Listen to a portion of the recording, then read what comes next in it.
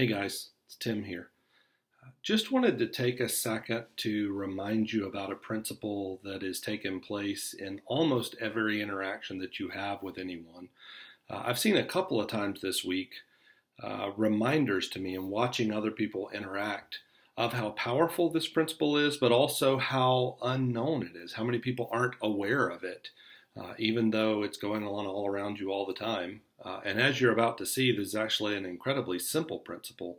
But like I said earlier, it's powerful. Uh, have you ever left a conversation or an interaction with someone and you felt overwhelmed or you felt stressed and you couldn't figure out why? You couldn't diagnose it. You couldn't put your finger on it. It's not that you don't like the person. It's not that you don't enjoy the person. In fact, this could even be someone that you're married to or someone that you're related to or someone that you work with. It could be a friend. But you have an interaction with them and you just feel overwhelmed, exhausted, stressed, and you don't know why. Um, Here's the thing about when we interact with each other. Uh, there are two things at play. There's volume and there's cadence. And if you're a speaker, if you've spoken publicly, especially if you've been part of Toastmasters or any other organization where you received coaching on how to speak publicly, you've probably been made aware of this, but I think what we don't realize is that this dynamic also takes place in our interactions one-on-one, person to person. Volume and cadence.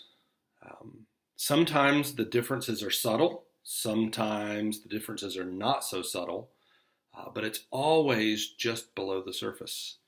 We can think of extreme examples. We can think of examples of people whose volume is way high. It's through the roof. And in fact, when I said that, you thought of someone. I guarantee someone came to mind.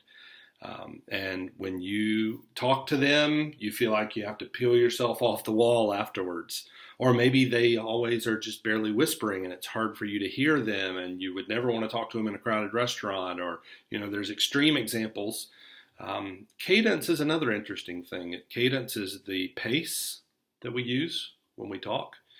And people have a volume and people have a cadence when they speak. And this is usually pretty easy to spot because some people are slow and deliberate. It's not that we're not smart. It's just that we're very deliberate and we choose our words very carefully and we also listen very carefully. The interesting thing about this dynamic is if you're talking to someone who has a slower cadence, then they need you to have a slower cadence because usually the way that people talk will also tell you the way that they listen. So if they're trying to listen slowly and parse every word and every little nuance that you say and inflection and tone and all of those things, and you're making them drink from a fire hydrant, it will stress them out and they may not know why. But I just wanted to make you aware of this because in the same way that you and I have walked away from interactions and been stressed out by the other person, I can almost promise you that at some point someone's walked away from an interaction with you and felt stressed out. And wouldn't we be more influential in our interactions if we could just do two things? It's very simple. Match their volume and match their cadence. If their volume is high, then be intense with them. If their volume's lower, then come down a little bit. Match their cadence. Don't, go at them with a machine gun if they're going slowly.